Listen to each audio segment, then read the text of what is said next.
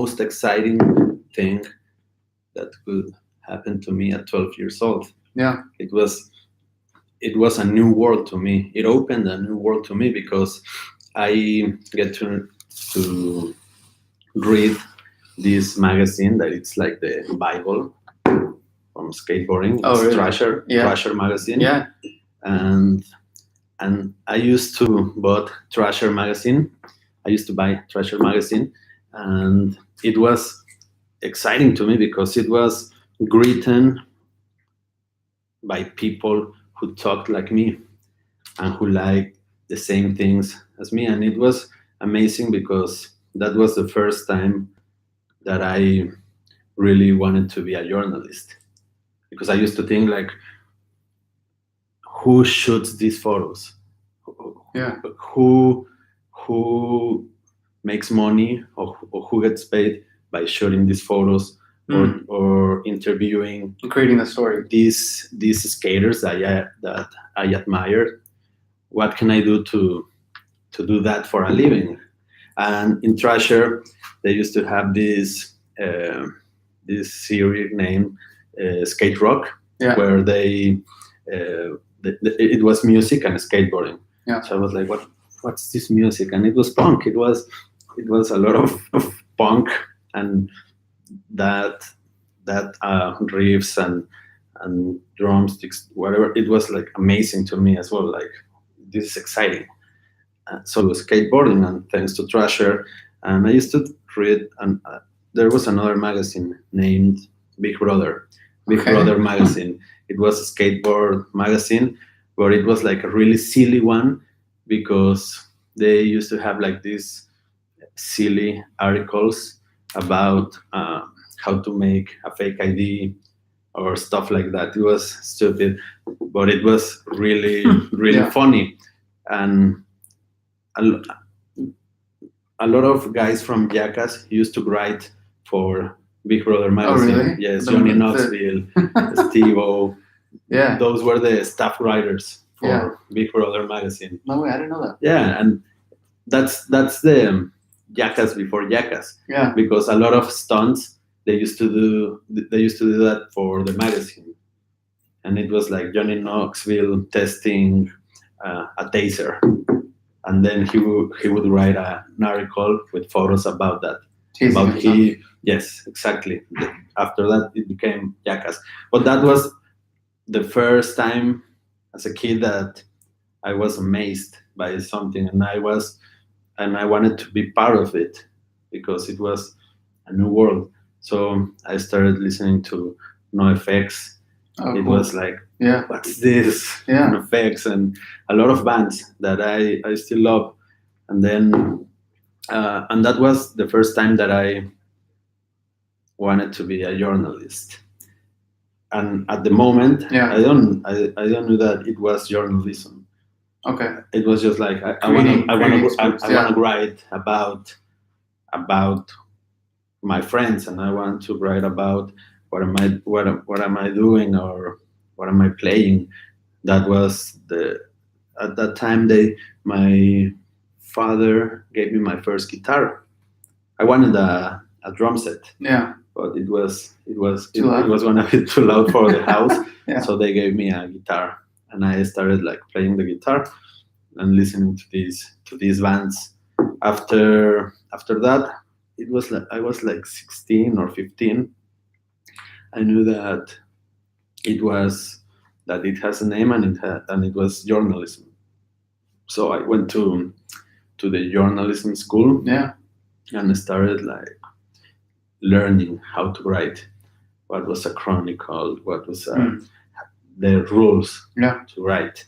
And I was like, I don't know, 2 years I was at the school, and I wanted to make stuff, to create stuff. So I used to take a lot of photos of my friends skating, of shows, and I used to write in a blog in my Tumblr, like Yeah. That's just interesting. silly things like chronicles, like. And I sent my CV, my curriculum, like a lot of media that I liked, and I sent it to Vice. It was Vice Mexico. It was new in Mexico. Mm-hmm. I was like, okay, Yeah. and it was from a movies magazine, like a magazine that was focused on movies and cine, that wrote me back, and they hired me as an intern. That's cool. So Yeah. I didn't get paid, of course, and I started writing for this magazine.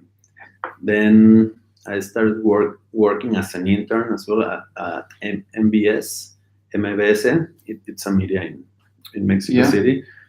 And It's a as big an network, intern, right? yes, it's big, and it was boring. It was Just like network news. yes, it was boring, and I get bored. And like 2 months after I sent all these emails Yeah. with my empty CV, because I had no experience at that time. Yeah. They text me from Vice, like, "Hey, we want to, we saw your Tumblr and That's we want cool. to get to know you What were the type of stories in your Tumblr? about skating." Oh, wow. And I don't know, just like silly stuff Yeah. about my friends and me doing skating. It's- Yes, and it was like really simple stories and written in first person. So Yeah. yeah, it was. I had fun, and so I was like, okay. Yeah. I went to the office, and I arrived and sit on the lobby, and they had at that office, it was like a soccer, like I don't know how to say this, like to play soccer with. Yeah. Foosball. Yes, exactly. Yeah. Un futbolito. Yeah. Futbolito. Yeah. Yes. On the table. Yes, exactly. Yeah. See. They had like this table to play Yeah. futbolito, and a lot of photos from Richard Kern and Terry Richardson on the walls. Yeah. So Terry Richardson and Richard Kern are famous because they photographed cute girls in underwear, and I was Okay. like, what the fuck with this office? And they had like a small fridge Yeah. with beers and Yeah. Red Bulls or something like that. And I was there and waiting for my interviewer. And I was like, wow, this office is cool. It was amazing for me Yeah. Yeah. at that moment. And this guy arrived like 15 minutes late with a skateboard Oh, that's cool. and all sweat, and he was like, "Oh, sorry, man, I was skating, but come on, come on." And I was like, "What the fuck? This is like It's probably way different than MBS. yes, exactly." I was like, "Wow, this is really cool." Yeah. And we went into a room, and he was like, "Hey, I saw your Tumblr. You skate?" I was like, "Yeah, I like to skate." "Cool. Where do you skate?" And we started talking about skateboarding. Yeah. He was like, "Okay, and you're studying journalism?" "Yes." "Cool. Okay, I just wanted to get to know you, and I'll text you later." I Okay. was like, "Okay." It was like 5 minutes. Wow. And I was like, "What the fuck? Was that good? Yeah. Or what?" So after a week, that he wrote me back like, "Hey, can you come again with your laptop?" I was like, "Yeah." So I arrived, and he gave me a seat like at the room with where nobody was sitting. Yeah. "Hey, sit there, and can you help me translating this and doing this and writing this?" And I was like, "Yeah, okay." And the school where I studied, they were really good because they were like, really, you need to write this in an hour, because that's how news work. Yeah. So I did everything like really quick, because that's how I was taught. Like, boom, boom, boom. I was like, "Hey, I'm done. It's ready." He was like, "Really?" "Yeah." "Okay, let me see." He was like, "Wow, it's great." Um, and he like checked everything, and he was like, "I want you to meet our boss, the CEO at that moment." So we went to the office, and he was like, "Hey, this is Alex. I want to hire him as an intern." Mm-hmm. And the boss was like, "Hey, just take a seat. Um, okay, what do you do?" He interviewed me like normal questions, and after that he was like,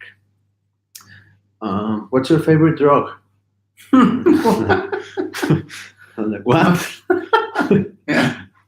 And I was thinking like, "What the fuck is this? Like Yeah. a trick, a Yeah. question, or He's gonna make me take some test. I don't Pee know. test, I believe. Like, what should I answer? The truth or Mhm. or Yeah. and I had like three options, like say the truth or lie for bad or for good, like heroin Yeah. or nothing, right? Yeah. No, because at that moment it was like, oh, it's spice. It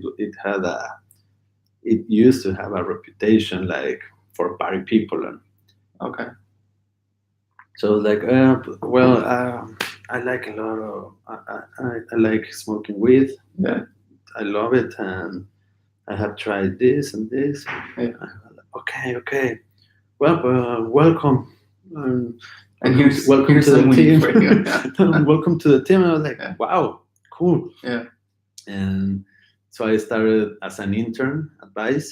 Of course, no payment, but a lot of fun. And it was really exciting for me because I had the freedom to write about everything that Yeah. I wanted. Like So what have you been writing about with Vice?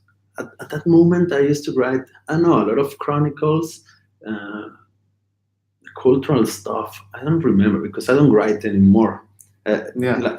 As an editor, I edit more than I would like to write. I would love to write more, but I don't have the time. How many writers are you guys now on staff? On staff, I have on my team we are like 4 staff writers. Okay. And then you're saying now you guys are also in different countries Yes, in but South we have America? and we have many collaborators that are not on the office, but Yeah. they are like freelance journalists Mhm. and So throughout the region or just Mexico? the region, Oh, the wow. whole region, even LA and for US Hispanics. Oh. Yeah. So I started writing. I drop out Of Vice? of the school. Oh. That's why I told you when we Yeah. were having lunch, like I did it my way. Yeah. Because I spent 3 months as an intern. Yeah. And after 3 months, they offered me a job. Like a And the pay. training that you're going to get at Vice Yeah. is probably more, the training will prepare you more than the Yeah, training. exactly. Because you're actually producing the real So they work. offered me like, hey, we need you at the office like full time, and we had an offer for you. Yeah. So I was like, fuck. I thought about it, and I talked to my dad and my mom. Like, okay, I'm gonna drop out and I'm gonna Mhm. take the job. And they were cool about it. They told me like, hey, you're an adult and you know what Mhm. you're doing. Think about this and make a decision and be responsible for whatever happens next. And I'm like, okay, fuck this. Because at the journalism school, fuckers, they used to bully me because I worked at Vice. And they didn't like Vice probably. No, it's it not was part it of was the not, traditional and yes, model. exactly. It Yeah. was not journalism for them. So they used to tell me like, hey, when you wanna do when you were ready to do journalism, call us. Have fun at writing silly Yeah. things, and I was like, fuck you. So Yeah. I dropped out school and I started working for Vice, and it was not. It was really fun, and after a few months, my boss at that moment, Bernardo Loyola, he's in Vice New York now. He told me like, "Hey Alex, we are working on a new video series. It's called Miscelánea Mexicana, and it's about crazy stories Mhm. from Mexico." Okay. I was like, cool. At that moment, I was an editor already, not Mhm. the editor in chief, but I was an editor. So I was an intern, then editorial assistant, and then they offered me to be the editor. And I was the editor at that time, and he told me like the first story is about a toad, Okay. a toad Yeah. that you can find in the desert in Sonora, Okay. and you can smoke it, and it's one of the craziest hallucinogens, Yeah. Hallucinogen. hallucinogen of the world. It's No. a toad? Yes, Like and I an was animal, like a frog? yes, like a frog. You could smoke it? Yes, and he told me that, and I was like, wow, it sounds amazing. And he told me we need a host. And I look, okay, Okay. and you are the editor, so it makes sense that you host the video. So Okay. you need to go to Sonora, it's in On the northern Mexico, and smoke the toad. And I was like, what? I was like, I don't know. I haven't Smoked tried toad even before. Yeah. peyote or ayahuasca, or I don't want to smoke a toad. But I was like, it was excited because it was exciting because you don't get to Yeah, you don't do that to for smoke work. a That's toad interesting. Yeah. and that somebody pays you for that. Yeah. So I was like, okay, let's do it. Did you smoke it? So they sent me to Sonora, and we searched for the toad in the desert. So we found there are a lot of toads. It's called Bufo alvarius. So there's a lot of Bufo alvarius in there. We grabbed one, and the toad have like two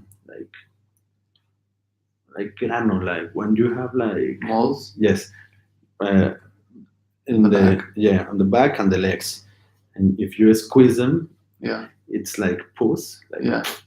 So you put this is the toad, Yeah. and you put a glass over him, Yeah.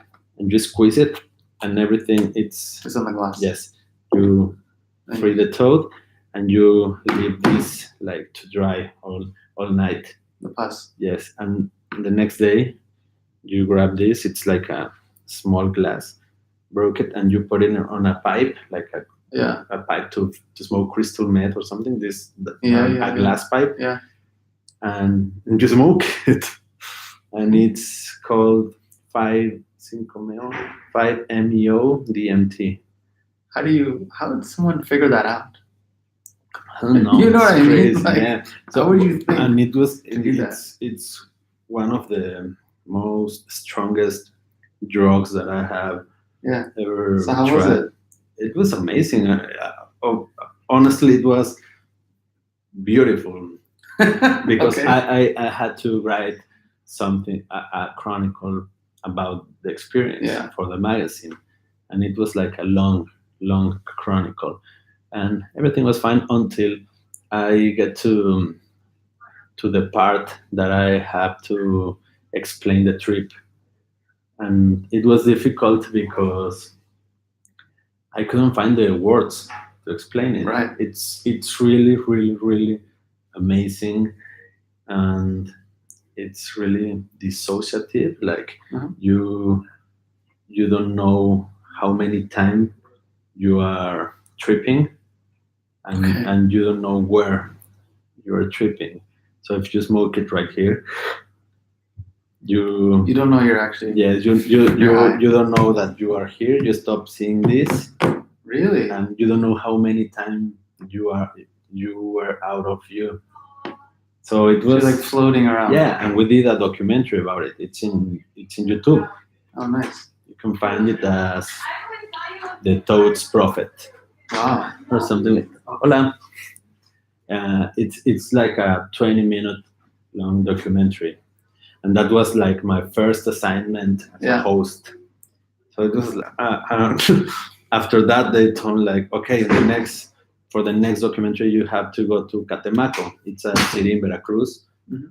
really famous because there's a lot of wizards and witches in Okay. there. Okay. So you can go over there and ask to God and the angels or blah blah blah Yeah. to have more work and money, or you can go and ask Satan Hmm. to kill your enemy. Interesting. Yes, and so they were like, okay, now you have to go to this place and to a black mass. Okay. I was like, okay, okay, let's do it. So they sent me to Catemaco, and I went with this wizard or warlock, I don't know, and to a satanic church Wow. with a How does the wizard look? Did it look like a wizard with a big beard? and- but he had like a hat with the head of an animal. Oh, really? Yes, and Okay. a black like robe. Row, okay. Yes, So it looked like a wizard. yes, and it was crazy because I personally I don't believe in this kind of stuff. So at first I was like, okay, don't laugh, don't laugh, Mhm. don't laugh. But then we went to the satanic church, and there was like a statue of Satan, Yeah. a statue of Satan with a huge erection. A Erection? huge erection, like yes. Excuse me, With okay, is it like a meeting or something? Oh, 2 minutes? no. We're live. You wanna come and say hi? No, no, no. Sorry. No. And we Yeah.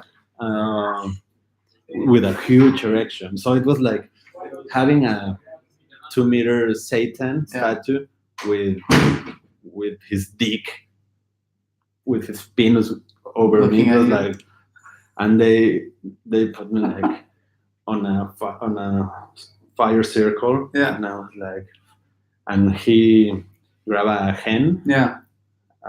a live hen. Hen. Yeah. And he started like punching me with the hen. Like Satan, I'm asking for you to take care of this guy, Alex, with the hen. I was like, fuck. And after that, he was like, okay, this is a sacrifice for you. Yeah. So he asked me to grab the Yeah. hen head. Yeah. And he cut it off. And then he gave me the blood Yeah. of the hen No sé, güey. to drink it. Okay, which account is it? Yours? Yeah. Oh, sure. All right. So he gave me the blood, the hen's blood to drink it. After that, and then he took the hen's body and Yeah. started like ripping apart. And it was crazy. It was It's alive. It was also ripping it apart. Alive. yes. Wow. No, without the head. Oh, okay. It so was already like- dead. Okay. And it was crazy. We shoot a documentary for Yeah. that as well. So it has been fun. And so, what types of content is like your audience? Like, what type of content has been popular for you guys? I don't know. I've been working for Vice like for 6 years. Yeah. 6.5 years, and I think that our audience, our readers, have grown with us. Mhm. Like 6 years ago, Mhm. I used to find really exciting the stories about drugs and Yeah. blah, blah, blah. Yeah. But now I think our audience is really getting interested in more serious stuff. Okay. Like, okay, we're gonna talk about drugs, but we're gonna talk about the drugs, but from this side of the story. What are they doing to our country, to Mexico? Mm. Okay, there's violence. There are drug cartels. There are There's the taxes on the yes, community. exactly. So I think they are interested in the same themes, but in a more different. Like how their life is being affected. Exactly. Day-to-day stuff. Exactly how these things are affecting their lives, and of course what they can do to make something a better place, or Yeah. something that can help them. So that makes me happy, because I really think that they Yeah. grew up with us and that we had fun, Yeah. but now we're having fun and we're being more responsible. So we want to make more documentaries. I think all of the media are trying to make more visual and Yeah, I mean, so that seems to be like the struggle. So like, so for us, like on the ad side, like Snapchat now does 6-second ads, and YouTube you Exactly. have the non-skip Exactly. 6 seconds. So that's not that much time to convey anything. exactly. But people's attention span is shrinking. So And what are that's- you guys? What types of mediums or like how are That's- you guys adjusting? That's to that? my main issue and my struggle because the marketing team and those guys Mhm. that are all about numbers, they are Mhm. always telling me that okay, you need to post shorter stories Yeah, because they don't read. yeah, And I'm like, no, I really love like long stories. yeah, And I really believe that it doesn't matter if it's a short story or a long story. It matters if it's well written. Okay. And it's the same with the documentaries. Of course, you have to have a hook Mhm. for your reader, for your audience. Yeah.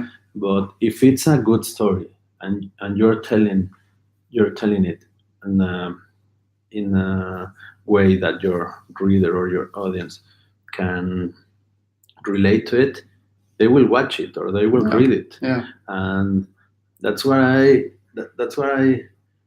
see when we check the numbers, right? Like, Mhm. okay, this story they read it for 4 minutes. right. It's a lot. That's a 4 long time. minutes Yeah. for Yeah, for a story to read. And I was like, okay, because it was a good story and it was well written. I think that the next step for all the media and Mhm. for all the agencies or Mhm. it's transmedia. transmedia. Transmedia, like using all of the devices and the technology you have in our hand to your benefit. So if we find that there's a toad in Sonora that you can smoke it, Okay. it's a great story, Yeah, and Yeah. it's a great story. So we can do a documentary. That documentary will be 25 minutes long, hmm and it will be and you can find it in YouTube. But we will write a story, a chronicle written in first person by the person that smoked it. So it's a different angle and a different perspective, hmm but it's about the same subject. So you have the documentary hmm where you are watching this host, the smoking, the Yeah. toad, but then you have the story written by the host and in first person. It's really the readers can relate to it because it's like, okay, I Yeah. was scared, I felt blah blah blah. I think that, and you have that story on your blog or on your website, Yeah, and that complements the documentary. But it works by itself, and the documentary what works by itself. And maybe you have a lot of amazing photos of the desert and the toad, and you can post them in a gallery on Instagram, right. and it will work by itself like a gallery. And then you have, I don't know, a short story for the documentary on Snapchat Right. and on Instagram stories. And on Twitter, you have like, I don't know, maybe some facts Yeah. about the toad. Okay, the 5-MeO-DMT, it's blah, blah, blah. Read more at that Right. or watch. That's like transmedia. Like hmm you have one story and you use all that you have on your hands to explore it. It's like this castle, the Ashridge House. Yeah. I think that they filmed Harry Potter in here, right? I don't know. Yeah. It looks like they did. Nabila told me. Yeah. Okay. Okay, so you have Harry Potter. Yeah. It was a book, Right. and then they made a movie. Yeah. And then they made like an amusement park. Right. And then toys, and then like a play, Yeah. and then they did another movie that's a spin-off. That's transmedia. You have the whole universe. It's like where Harry Potter lives. Yeah. But you have a lot of stories and you have different narratives, like narrativas, Mhm. correct? And I'm sure that there's an app and a video game, and you have all of this Yeah. to tell a story, and that's what we and the media needs to do. But what about like people telling their own stories? So how does the media do that? So I think besides- that that's the future, Yeah. because with this you can tell a story. Yeah. You can take photos, you can record video, you can, I don't know, you can do whatever you want. We are doing it right now. Yeah. So if you in Mexico, if you are in the middle of a riot Mhm. that happened 6 years ago when Enrique Peña Nieto, the Mhm. president, took his government, a lot of people were angry, so they went into the streets to protest, and a lot of police forces they hit civilians and they and reporters and journalists. Yeah. All of the videos about that day were filmed by civilians. Mm. They were reporting that they The were brutality. Yeah. exactly. And the excessive force by the police. Yeah. exactly they were not reporters. They didn't study journalism, but they have a smartphone and they can do that. So I think and they are doing that. A lot of the most famous influencers around the world are people that they took their cell phones Yeah. and started recording themselves in their rooms, Yeah. like talking about whatever. Yeah. And they became famous because the people relate to them. They were like, okay, that guy's just like me. Yeah. He's not like a superstar, Mhm. unreachable. He's just a regular guy filming himself in his room talking Yeah. about video games, movies, whatever Politics. you want. Yeah. And those are the people that are really famous right now, Yeah.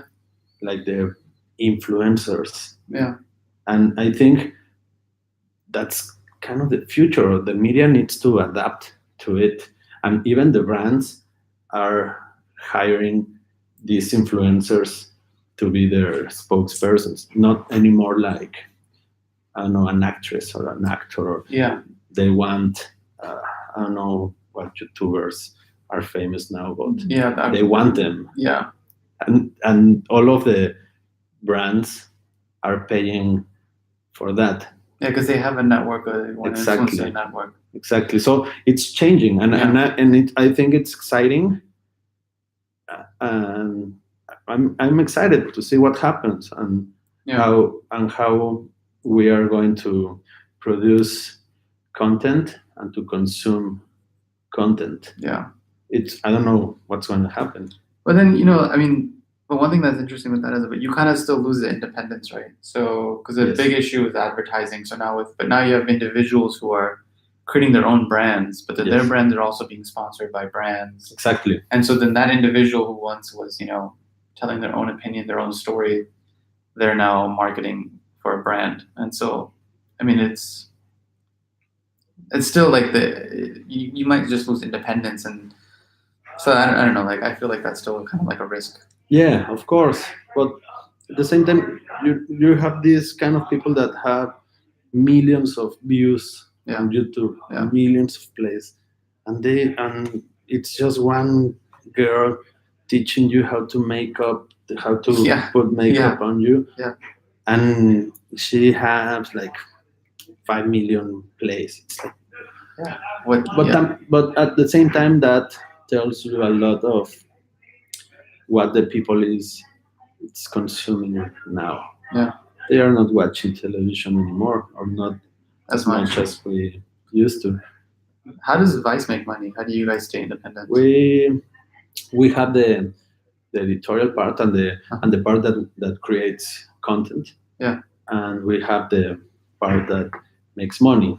It's our digital agency. Oh, cool. It's named Virtu. Okay.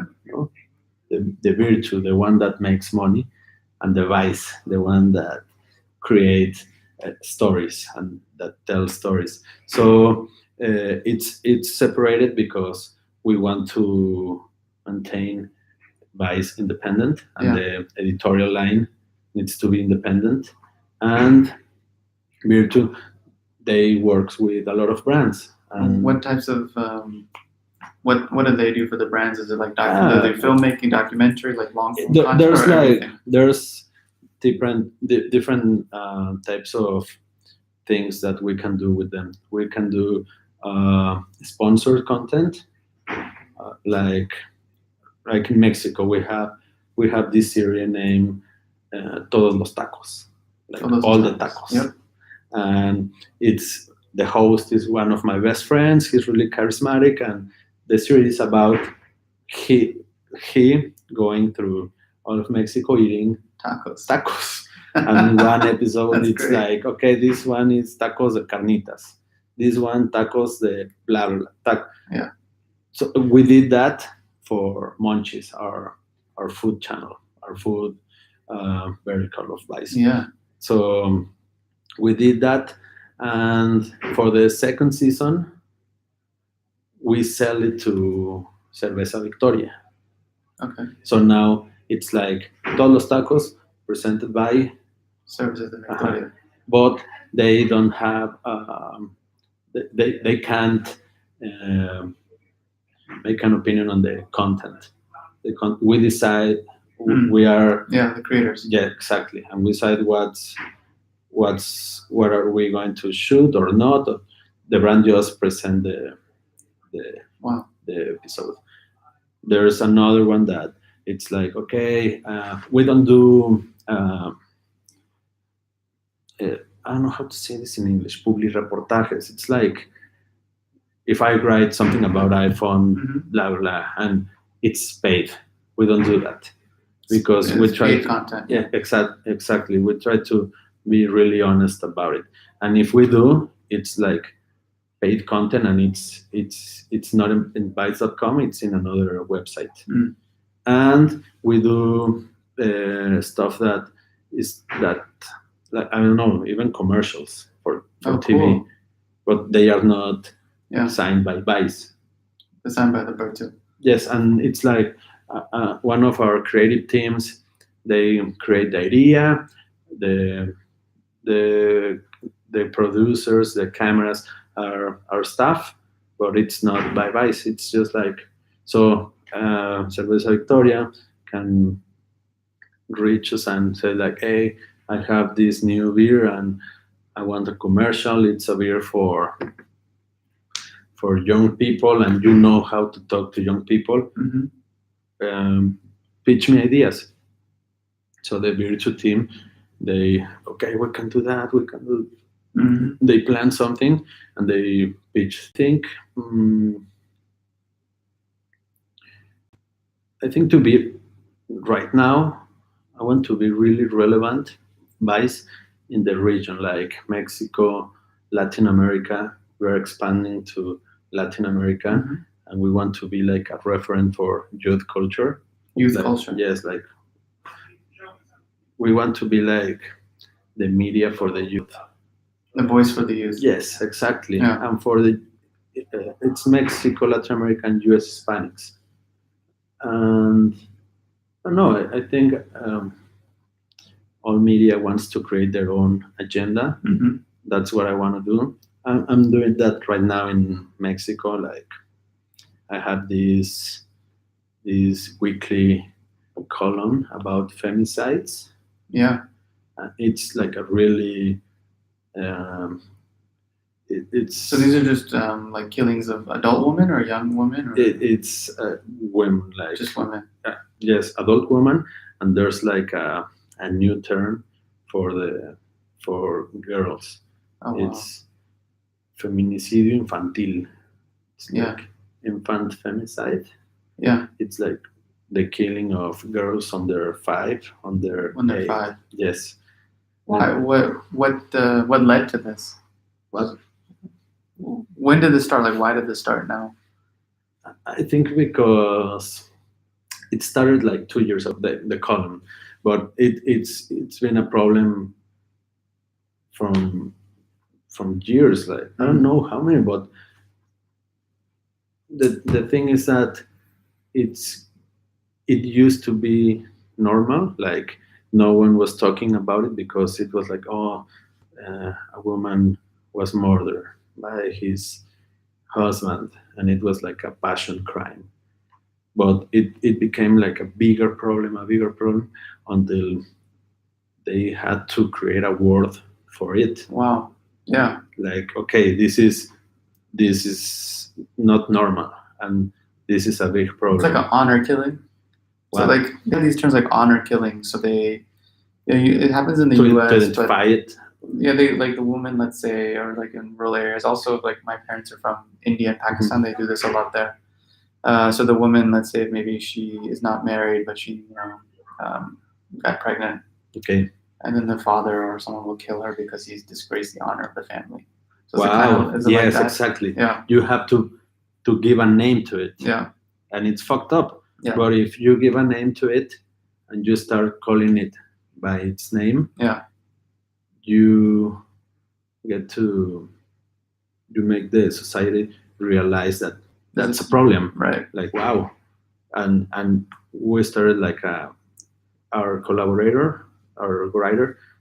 She started like this conteo. This she she counts all the Mhm. femicides every day Every day. in Mexico. She's an activist and Yeah. she's amazing, and it's really hard to tell these stories because there are stories about kids like girls from Wow. 3 years old. Wow.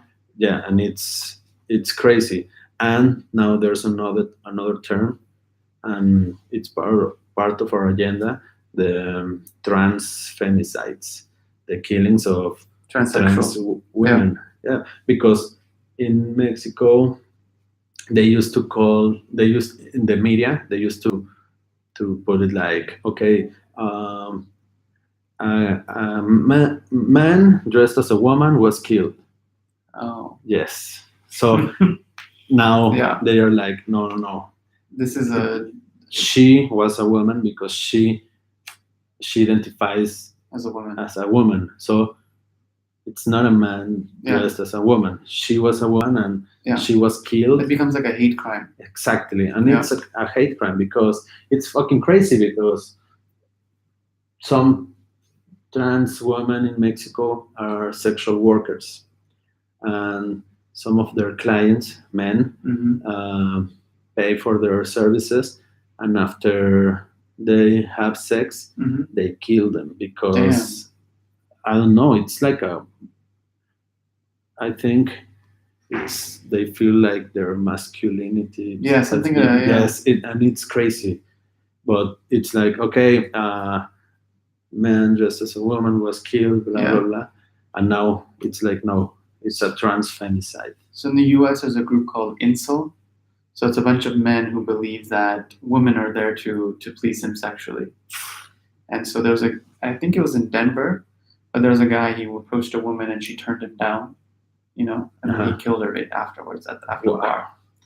And so, but just calling it a murder, it is obviously a murder, Yes. but relating it now to a hate Yes. crime, then it allows you to then understand what's the psychology of this problem and how Yeah, do you deter exactly. it. And it's this. It's just give it a name so that people understand and that this is not normal and this is a problem that needs to be solved. And it can start by even in the media, like Yeah. call it by its name.